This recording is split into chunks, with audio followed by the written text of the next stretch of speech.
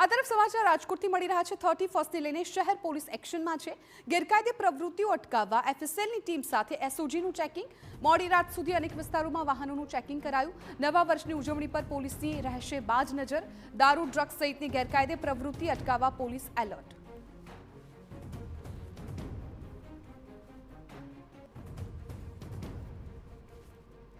શહેર પોલીસ દ્વારા તમામ તૈયારીઓ પૂર્ણ કરી લેવામાં આવેલ છે અને રાજકોટ શહેર એસઓજી દ્વારા એક એફએસએલની મદદની સાથે એક એનડીપીએસનો કન્ટેન્ટ કોઈ માણસે કન્ઝ્યુમ કર્યો છે કે કેમ આ ચેક કરવા માટે એક નવી કિટ એમની પાસે આવેલી છે।